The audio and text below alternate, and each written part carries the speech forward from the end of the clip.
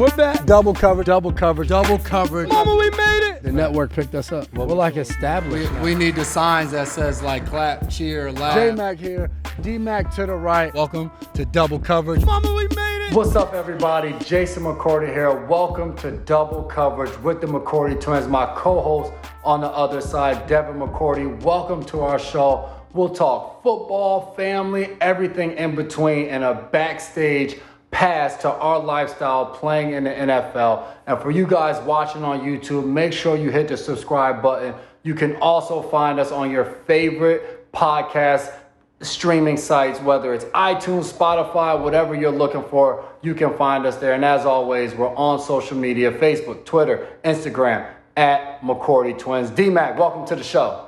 I appreciate you. And for all our guests, everyone watching, usually this show is filmed during the day while the kids are in school.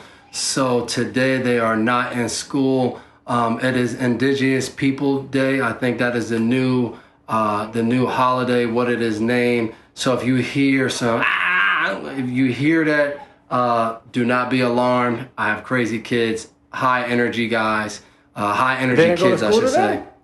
No, there was no school today. You had school down in Miami?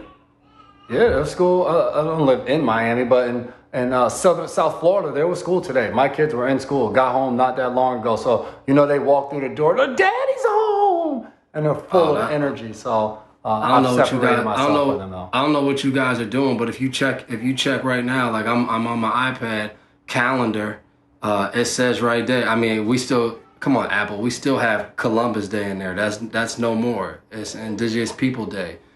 That's a national holiday when it's on Apple like that in your calendar. National holiday off, bro. No work, no school, off.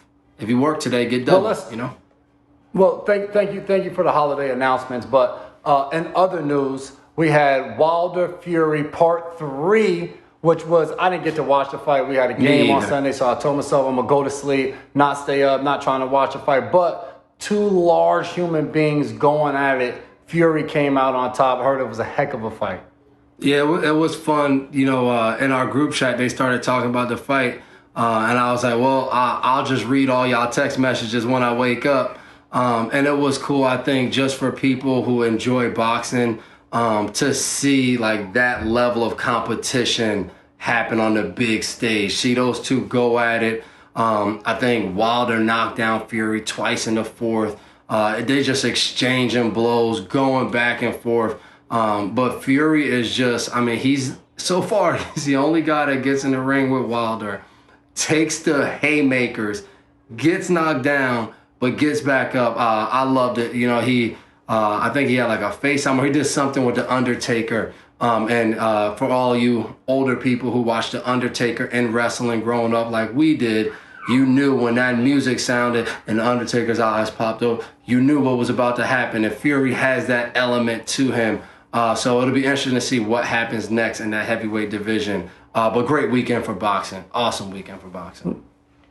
No doubt about it. Now, throughout your career, the past 11 years in New England, you've played in a lot of those kind of hype games and the big games, the Sunday night football, the Monday night, the prime time. How do you deal with like just the big games and those moments that it seems like every week? This week it was kind of Buffalo and the Chiefs, where this is kind of ramped up to be the game.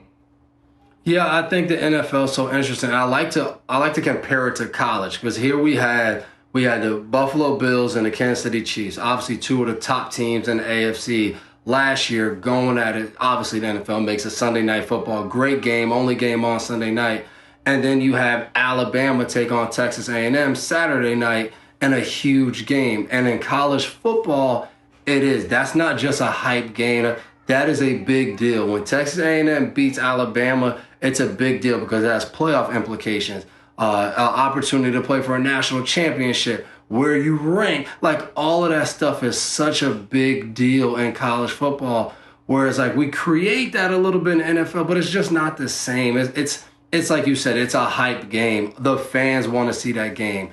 Even the players on other teams, you come home Sunday night, you're like, oh, the Chiefs and Buffalo playing? That's a good game to watch. So other people watch the game, but ultimately, like Buffalo beating Kansas City Sunday night does not now crown Buffalo the heads of the AFC. Like, there's still so much football to play. Like, there's other teams that might not be playing well now that'll be playing well at the end of the year. Some of these teams that might be playing well now might not be playing well at the end of the year. Football's a long season, and losing one game doesn't now knock you out of playoff implications. So I've always saw it as, I remember playing in these games and Bill saying, these are hype games, like focus on the game, because this week, this will be the key game, and these will be the two best teams in the AFC. And then next week, they'll crown somebody else the best team in the AFC. Else. So it's just a roller coaster, and you just got to go along, but stay locked in on your opponent and what you need to do. And that's funny, the comparison of the NFL and college football, because I can remember being in college and you go out there and you lose a game on Saturday, that feeling in the locker room after the game, like everybody's in the shower and stuff, and there is not a word being spoken. It is complete silence. Like, you get on the plane, and you got to remember, we were in college. I was 05 to 09. You came out a year later in 2010. But like, we weren't on the planes with like iPads watching movies or anything. It was dead silent. I can remember losing to Cincinnati after we beat Louisville, and Shiano requiring every guy on the team to take out a piece of paper and a pen and write. I think it was like everything you could have done better that week. Something like that, yeah. That could have won the game. And it was just like, even our pregame meals, all you heard was forks scraping a plate, and you fast forward to you getting in the NFL and you lose a game. Not to say that people are in the locker room celebrating off a loss, but like, it's a loss and we have to move on. So there still may be something that's still funny after a game. You can get on the plane and be able to laugh and talk to your friends and your teammates, because life still continues to go on. And if you want to win the next week, you better get over this one and start preparing for the upcoming game. So that was a huge difference, and it takes a little while to get used to, even preparing for the game. I remember being in the locker room and with the Tennessee Titans my rookie year, and guys are dying laughing Sunday morning before the game, and we're still hours away from kickoff, and like could be talking about like their Saturday night or something happened with the kid. Like, I mean, full laughter. And it was just a totally different atmosphere than what you're used to kind of in the college game, where everything is so serious, because like you said, everything has implications. You want to make it to the national championship game. Depending upon what school you are at, you can't afford one loss. One loss kind of derails and changes your whole season. So it's definitely different. You have to be ready for the kind of unexpected. And in that same realm, the unexpected, there's times throughout an NFL season where you have to be ready to move on and get ready to play at the same time. Jamie Collins goes from Detroit playing there to, we want to trade you. Hey, go home until we figure this thing out. Oh, he's a member of the New England Patriots, goes out there in his first game, plays 3 plays and walks away with the sack, does the front flip and starts rubbing the belly.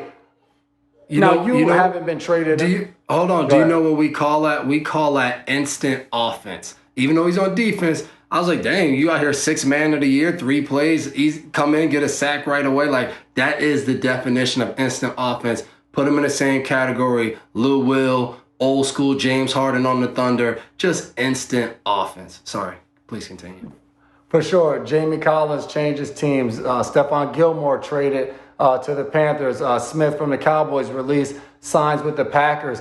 You haven't had to experience it, but you've experienced people walking into your locker room and having to pick, whether it's the offense, the defense, the special teams, pick it up and go out there and play. Richard Sherman just did it a week ago versus you guys. Signs on Wednesday, plays in the game on Sunday. How crazy is that? Because we look at it, a lot of people look at it from the outside, like, oh, he got traded. Okay, he's playing linebacker. How insane is that to just get picked up and, all right, go right into the game and play?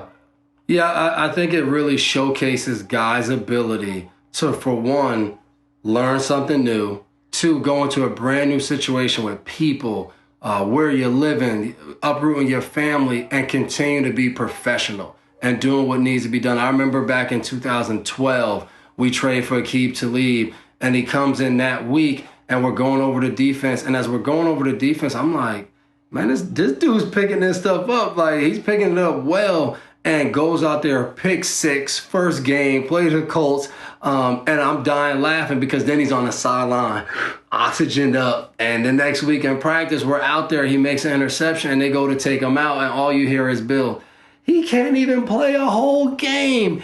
Get him back in there. And just his ability not only to learn the defense, but to fit in with the group, fit in with the secondary, the defense, just to be a professional. And like you said, Jamie, same way. Obviously, he's coming back for a third stint in New England. So there's some familiar faces, but a lot of our team's different. So it's not like he came back and just knew everybody, even though he knew a lot of guys from just being there in 2019. And even Gilly, like I know Gilly, you know Gilly. Gilly's going to be out there in Carolina learning that defense as he rehabs for the next couple of weeks.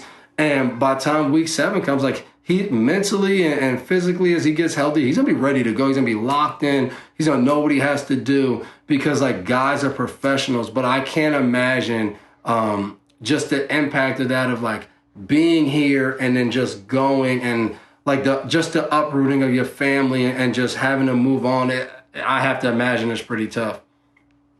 Yeah, and to me, even like it wasn't in the middle of the season, but when I got to New England, you talk about guys that have played together for a long time. So, and I did spring training camp, learning the system, but there's so many different words and terminologies being used that it takes a while to really comprehend it and kind of just imprint it in your memory. And there would be times that season, my first season there, where these guys have been playing together for a while and stuff will come up and they'll be like, hey, you know what? We're going to do X, Y, and Z. This is the same thing we did in the Super Bowl 2 years ago. Or, hey, remember that playoff game versus Pittsburgh? We did this, that, and the third. And you're like, no, I wasn't here. So you think about it for guys like a guy like Sherman getting to Tampa Bay. It's not the system he's coming from. So he gets there. He's learning the defense. But what about the thing that came up in the middle of training camp where they made an adjustment that now it's called this? And it may not be in the playbook because we made that adjustment on the fly in the meetings. There's different things that come up that same way. Or for a receiver, you get somewhere and the route in the playbook says this. But hey, throughout the course of the route, we had a different quarterback. Now it's a new guy. He wants the route to be run this way. So is that written in the playbook, or who gives you those little nuances within the playbook of how to kind of line up or run this route or fit this gap? There's small things like that when you're kind of a new team right in the middle, it's a lot to get acclimated to while, like you said, you're still trying to figure out where you're going to live and the whole nine. So credit to those guys. It's definitely not easy making that transition in the middle of the season. Yeah, no doubt about it. And like I said, hats off to those guys, man. Just having to do that. And, you know, speaking of things that come up on the hurry, we saw you were involved in a little bit of how should I put this? It wasn't a scuffle because it was on the internet, but like a media back and forth as a media member from, I think it's from y'all beat reporters down in Miami, quoted you on you taking a shot at Tom Brady, saying Tom Brady is human and we're gonna whoop. No, I'm just joking. But you quoted and took something and took an excerpt from it as Tom Brady is human. And I remember you texted me that night and was like, man, I gotta respond to this. So what do you think goes into that? As we'll kind of go back and forth on this of athletes responding to the media, good, bad, or is there a time and a place? Like, what is your take and what was going through your mind as you decided to respond to that?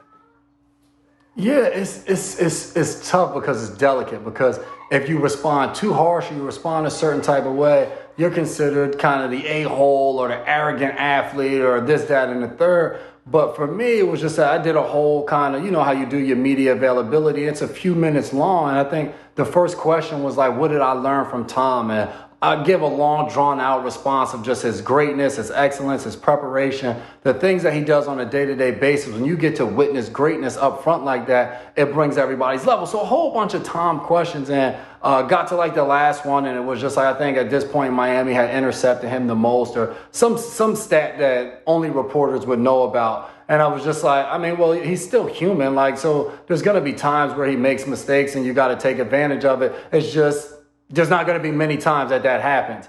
And so for me to go on Twitter and somebody tag me or something to see it where it just says Jason McCourty on Tom Brady, he's human. I'm just like, what? Like the 5 minutes I was up there, like there's no way you walk away from it and like that's what you took from the context of it, because you don't expect a reporter or somebody to tweet out every single line of what you said during a press conference. But as long as you say something that's along the line of the gist of what I was trying to convey or whatever, say, athlete is trying to convey, then usually guys don't have a problem with it. And I think for the most part, like I've been in the league for a while, I go out there and play a bad game and somebody says like, hey, McCourty sucked today. You're right. Like, you have a job to do and you got to write it how you see it. There's no problem with that. But I think for athletes, if you're misquoted or something you said isn't the right way, or like, go ahead and say something. I think how we handle that, because some people will tell you like, oh, J-Mac was respectful, he did it the right way. There is no right or wrong way. We're not going to sit here and pretend like, hey, if a media member says this, oh, he just made a mistake. Like, those guys know what they're doing. You know what tweets are going to attract eyes or what article headline is going to attract eyes. So I'm a guy, like, that's the way I handle it. Hey, respectfully go on tweet like, hey, could you just blah, blah, blah. But there might be some guys who handle it totally different. They want to get nose to nose. They're more confrontational. You have to be who you are. So I'm not one of those guys who say, oh, you have to handle it this way. Handle it how you want. Obviously, you can't go and fight somebody in the media because they said the wrong thing about you or misquoted you or whatever, but you got to handle it the way you see fit. And I think as we grow and we learn and we gain experience, you learn, hey, like, I do have to have a relationship with these guys because we're mandated to talk to them. These guys and women don't want to separate anybody, but you can kind of handle it a way where people can both be respectful, but also let them know, like, you're not just going to write what you want about me. Make sure you get my quotes right and you say it the right way. And what is your take on, like, because I know there's some guys that once this happens, they're like, I'm done. I'm not talking to that person. Like, they misquoted me or they made something or they said something. Like, I'm just done with that. Like, I'll talk to other media members. Like, what is the right thing to do in that situation? Because I mean, it's a part of our job, but I would say especially if you're there for a while, I don't want to say there's not a friendship that's built, but there's like a relationship of people coming and talking to you about different things that you go back and forth. And like, when that's kind of broken, is it okay for an athlete to be like, yo, I'm just not talking to that media person anymore? I think so. Like, if these occurrences happen too often, I don't think there's a problem with saying like, hey, like, I just want to distance myself from this person. And for that person, they have a job to do as well. So if you're covering a team and one of the bigger figures on the team and somebody that you want to get quotes and stuff from doesn't want to talk to you, it affects their job as well. But you want both sides to treat each other with respect. Me, I don't care enough to say like, hey, I'm not going to talk to you. And this wasn't a big enough deal where that takes place. But I can understand some guys saying like, yo, I'm tired of this guy misquoting me. But I think at the same time, you got to give some leeway to reporters. Like, as a player, I can't get mad because maybe I'm not playing well and this reporter's writing that I'm not playing well. And I'm like, well, he keeps saying bad stuff about me, I'm not going to talk to him. Like, that to me is a little bit too far. Like, we have a job to do when we take the field. They have a job to do when they show up to talk about what's going on in the game. Fans and different people are going to follow them for their expertise and for them to put into words what they're visually looking at. So I think it's kind of twofold. Yeah, I agree with you. And I think it's good for athletes to develop some type of rapport with the media, of like being able to talk to them, being able to get a sense and a feel of the back and forth, and not see it as just like, I'm going to go in here and do this just because I have to, which I understand that not everyone's comfortable being in front of a camera talking about different things. But I think the more you develop just how you interact, the back and forth, I think it makes your life easier when dealing with the media. And I agree, like Sunday, I played terrible. Probably one of the top 5 worst games that I've played since being on the Patriots.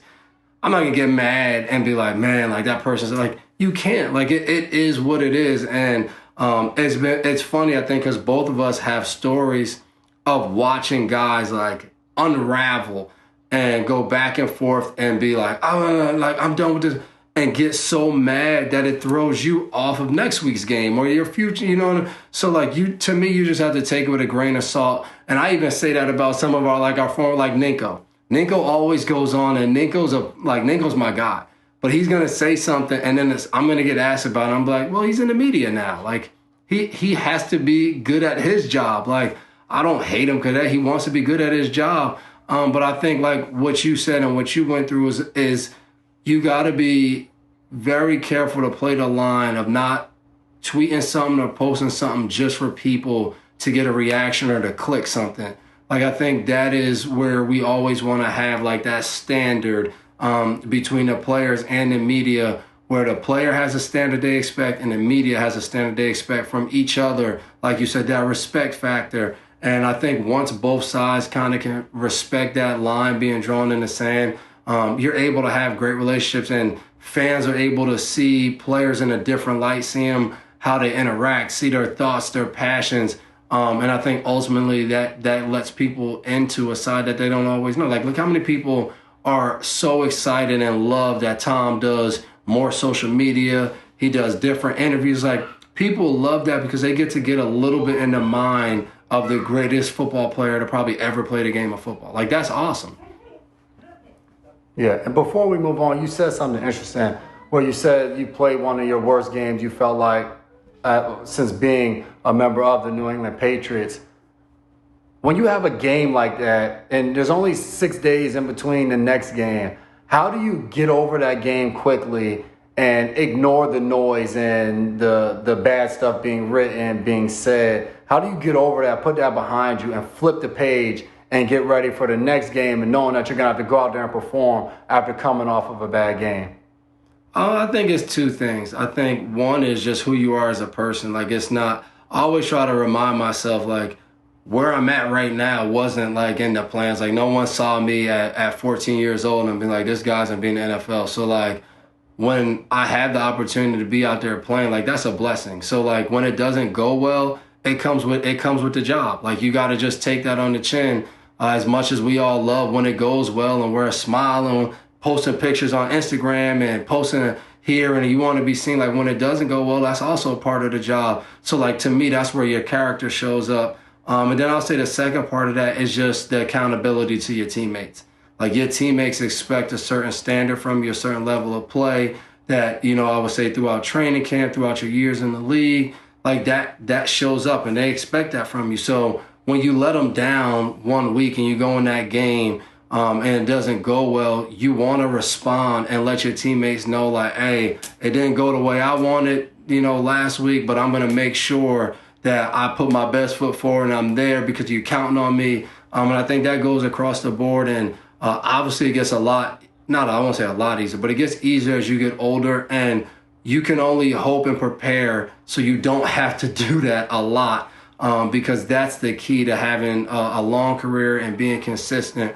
And I know that's something that I've talked to some of the younger players about, is being able to move on and not move on to the point of like, you're like, yeah, I know I moved on. Like, no, to fully move on, because the other guys in the locker room, they trust you. They want you to do well. They expect you to do well. Don't get so caught up on all of the external things that you lose sight on where people expect you to perform your best and where people have your back. I think that's what you really need to focus on. For any young athlete or young person going through something that doesn't go well at first, I think just lock in on the people that are helping you get to those different moments, and not worry about external things. Very, very well said. And moving back into football a little bit, the Jets took on the Falcons overseas in London, and the Falcons were able to walk away with a victory. Don't really care about the Jets-Falcons game, but it kind of goes into our segment of just talking about these overseas games, as me, as a member of the Miami Dolphins, are getting ready to take on Jacksonville in London. And I think it's amazing opportunity for players. You're traveling out the country. I went to London the year in 2017 when I was playing with the Cleveland Browns. We went to London. We lost to the Minnesota Vikings. And just the experience of it. And I think that probably as a player, the coolest part about it, and the only part I would say I enjoyed about it, was game day. And I was injured. I wasn't playing. But you get to the stadium, and I mean, probably all 32 teams are represented, because you got to remember, it's not like a normal away game where we're rolling into Foxborough and everybody there is a New England Patriot fan, and you see the McCourty jerseys, the Hightowers, the Max and the Slaters and all of those jerseys.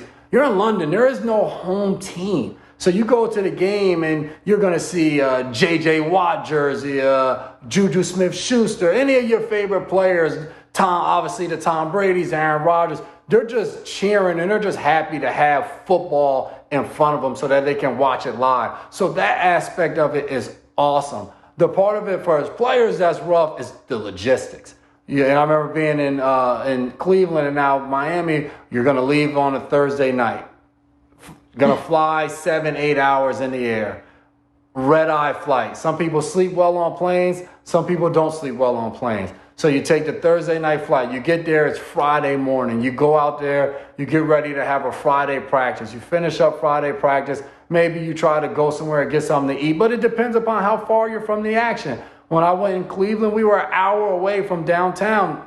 Wow. I was tired. Took a 7-hour flight the night before. I didn't even go out. My ankle was hurt. It was swelled up on the plane, limping around. Cleveland probably should have kept me back home. That's another story. We're not going to get into that. Then you go through your Saturday walkthrough. You play in the game on Sunday, and then you get right back on the plane and you fly right back to your home city. So the thing that was tough, and then at that point in Cleveland, when you played in London, I don't know if it was mandatory or they just did it schedule-wise, it went into your bye week. We don't have that luxury this year. We're going to London, we're coming back, and we have another game that next week. So the logistics of it is just tough on your body, that level of travel, playing again. That would be the thing for me that was just like, as it's coming up, you're just like, man, I'm not looking forward to this long flight. But the fans there and the experience on game day was amazing. Yeah, I agree with you 100%. We played there in 2012, and like walking into the stadium, the excitement, like a huge stadium, screaming fans. The same thing when we went to Mexico City. It was the same way. Just the fans were so excited for the game of football to be in their country. I loved every minute of being there. But like you said, the part of the travel is just so tough with the distance, the time difference, and trying to figure that out. And luckily for me, when we went to London, we did have that bye week. So we actually played Sunday, and we were supposed to be able to stay and leave Monday. But there was a hurricane going, weather was bad. So we actually had a really crazy just flight back into Massachusetts with everything going on. But I will say, to see the game being international and to see the fans and how much they're into it, I think it's awesome as a player to sit there and play in those games and know how much the fans really love having football in their backyard, to say.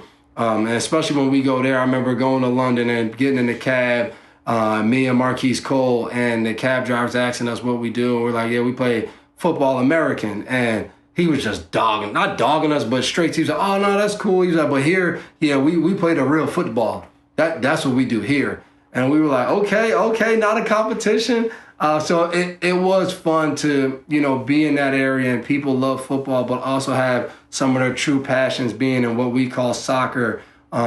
It was just a fun time. So I enjoyed my trip to London.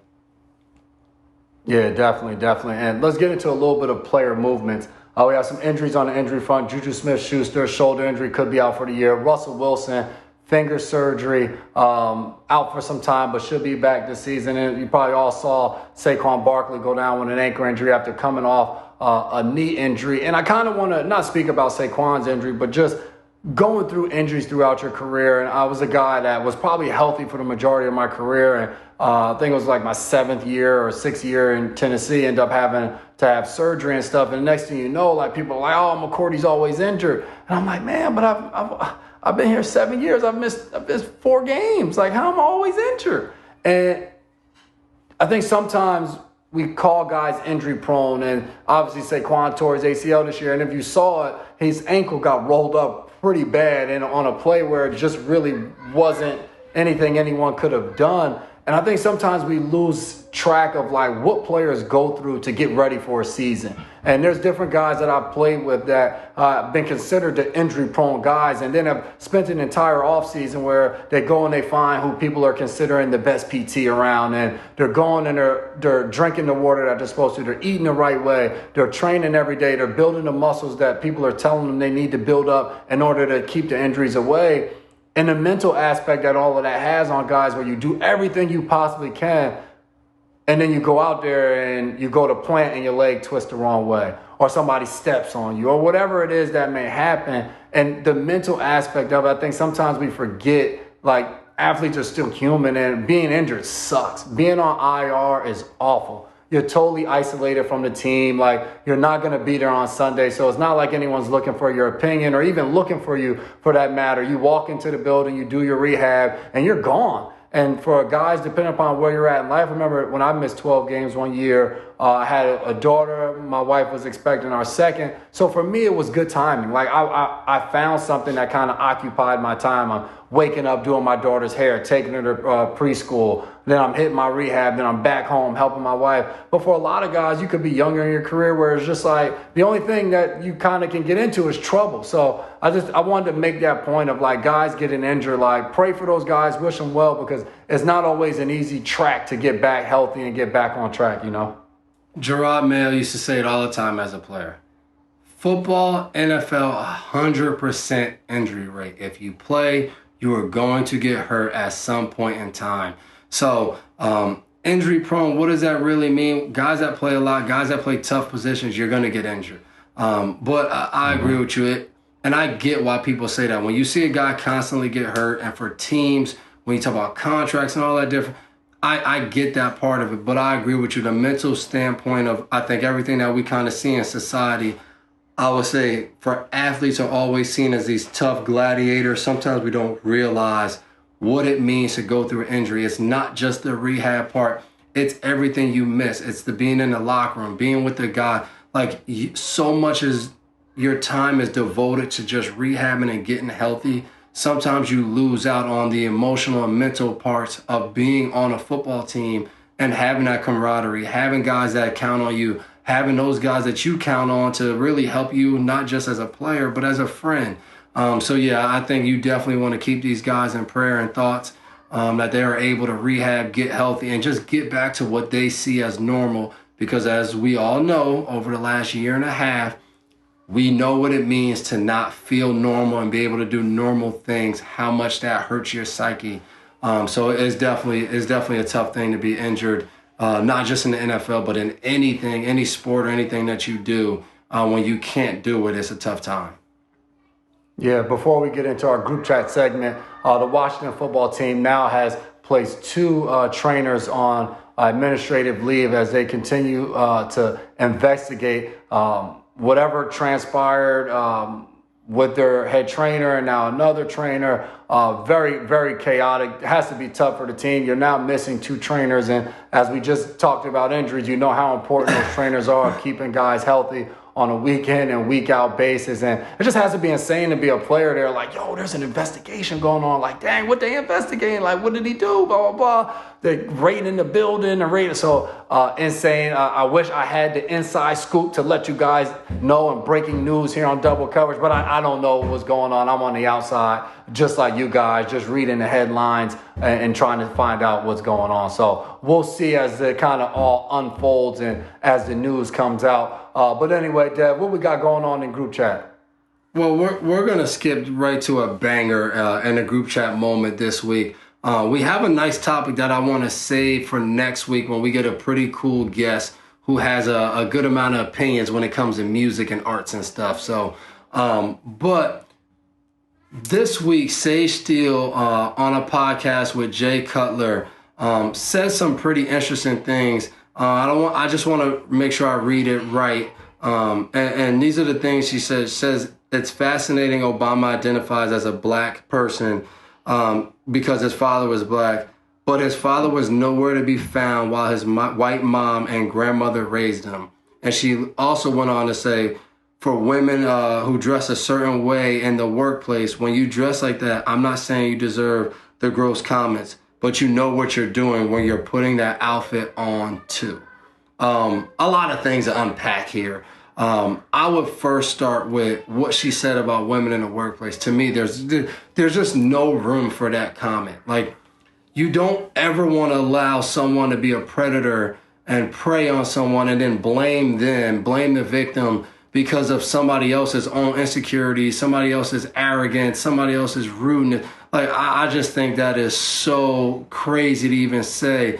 And then I would wonder for her, I think living in our country, it's easy to sometimes forget things that people have gone through. But I wonder for her in her life, like when she chooses to identify as mixed, of what other people see her as. And I don't really see a problem with how you want to view yourself. She views herself as mixed.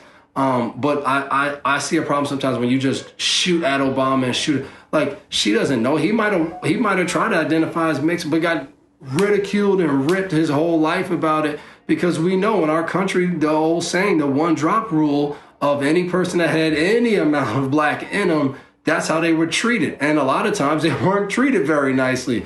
So I just was shocked a little bit. I know she said some things over the years, even while she was on ESPN, but just to see this, and I would say even as a black male, to see her on a podcast with a white male and to just talk about some of these things in a way of, just, I feel like not thinking about it and just saying like, hey, how can I get clicks? How can we get people to view this? That's how I feel. I feel like this was a thing of, if I say these things, people will click and watch. And I'm sure that's what happened if we go check the viewership on YouTube. A lot of people watch. And I really think that's where this came from.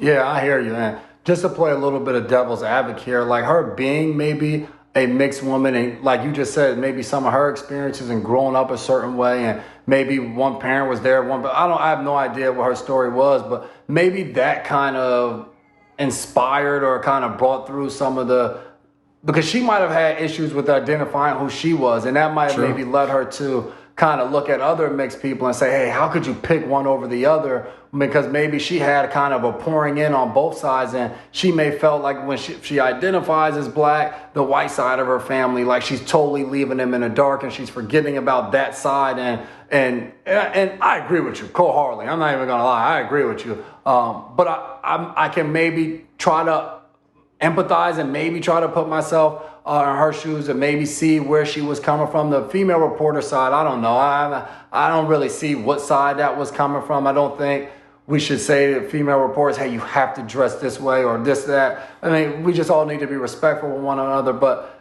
I don't know. I mean, for Obama, if he writes white on his census, where is he going to go? It doesn't matter what other people think of you. Like, it matters what you believe in yourself inside, and we're all human beings at our core, and that's what really matters. But at the same time, Obama's black. Like, there's no other way around it. There's nothing else to identify as. So that's the tough thing. But you try to put yourself in other people's shoes, but the shoes just aren't fitting me right now. I don't know. What else you got? What is your take? We're only going to hit two more group chat topics here. I think this one will be fairly quick. Agent Rich Paul's working on getting Ben Simmons back in with the Sixers. A lot has transpired. We talked about this last week. What has to happen? Like what is Rich Paul doing here that he's going to make this all kind of mend together? Is Embiid and Ben Simmons going to be back? Easy. That's easy. My guy Chris Joel. Go ahead. Oh, that's Joel a twin Embiid, Ben Simmons. They need to be in a room together, and as long as they're good, the team will be good. And I think we all kind of seen this. They're not going to be good. They're not going to be good if they say, "Hey man, my bad, we cool." They're not cool. They won't play together. But I think when you talk about dealing with contracts and things of that nature within an organization, my second year, Chris Johnson held out, and when he showed back up, everybody was so happy to see him. So it doesn't have to be that way. To a certain extent, you realize that when I got a chance to play with Chris Johnson my rookie year, man ran for 2,000 yards. He clearly has outplayed that contract. So when he shows back up, guys are happy for him. Who was the quarterback? My rookie year, a combination of Kerry Collins and Vince Young. Did they come and criticize, man, I don't want to play with Chris Johnson anyway? No, they didn't do that. No, they didn't. It's a little different. I hear what you're saying, the contract stuff, but this is kind of now boiled over into, does Doc Rivers want him? That was a topic at one point. Does Embiid want him as a team? Embiid said they continue to build the team around Ben Simmons. I mean, Embiid probably wants the team built around him. He said he's the reason we've lost good players like Jimmy Buckets. I just think it'll be very interesting. My guy Chris Quay, a good friend of the show, he wants Ben Simmons out. He's from South Jersey. He wants him traded. He wants something else. So it'll be interesting for no one cares what the Philly fans want. You're a brother, the Philly right? fans are real. Have you ever been mad at one of your siblings? Yeah, you all the time. All right, and did you forgive them? Are you still brothers? Do you still get along? Yeah, we're doing a Brothers show make right mistakes. now. If the locker room's a brotherhood, they come together, they talk about it, and they move on, they move forward, and they chase a championship together. That's case closed. Who you giving to Dan O'Brien? Keeping it awesome moment of the week to?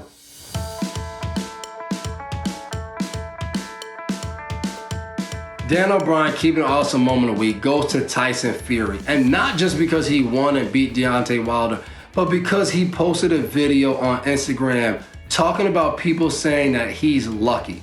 And I thought it was awesome because he said, why am I lucky? I'm lucky because I'm 33 years old and my whole life, while my other friends were out drinking and partying and doing other stuff, I decided to dedicate. No childhood. He said he had no childhood. Or teenage years.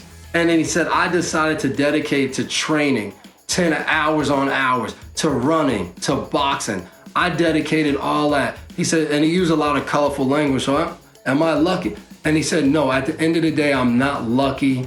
I'm blessed. I used what God gave me and I grinded. And that's why he said, and that's why no one can beat me. You gotta appreciate that. You just feel have that. to appreciate You just it. feel Yeah. that. If you get a chance, go to Tyson Fury's Instagram, check out that video. It's like 30 seconds. I thought it was really great what he said about being blessed and taking advantage of those opportunities. For sure. And before we get out of here, we got to leave you guys with a who won and who lost the weekend. I think who lost the weekend was pretty obvious today. I won't say that. There was probably a lot of losers this weekend, but we're giving it out to Sage Steele. Her comments, ESPN has kind of backed her out a little bit. So she definitely lost the weekend, and she's going to need a bounce back performance to get back to where she was. And Deb, who you got winning the weekend? Who won the weekend? Obviously Texas A&M, big win over Bama, so that's a win. But college football won the weekend. When Bama loses, everyone else wins. Bama is Bama, and we expect Bama to win. I was joking with Hightower. They were getting on me. My boys, Rutgers, we lost pretty bad to Michigan State, and my man got at us. Coach, I want to say like Mr. 30 is his Instagram. I don't know exactly. He's hilarious on Instagram and TikTok and all of that. But he killed Rutgers after we lost to Michigan State. So I said to Hightower, did y'all win? He said, probably. I don't even know when the game is, but we probably won. And that's what Bama is. They're just a factory. So when they lose college football, you win. So shout out to all the college football teams. You won this weekend. Even if you won't be playing in the national championship and Alabama still will probably win the national championship, take your weekend and win. Celebrate, guys. There you go. And we're getting out of here. Thank you guys for tuning in to another episode of Double Coverage with the McCourty Twins. Make sure if you're watching on YouTube, you hit that subscribe button and you do the same on Apple, on Spotify. Come check us out each and every week. And as you guys know, you can find us on social media, Twitter, Facebook, Instagram, at McCourty Twins. Mama, we made it. Thank you. We'll see you guys next week.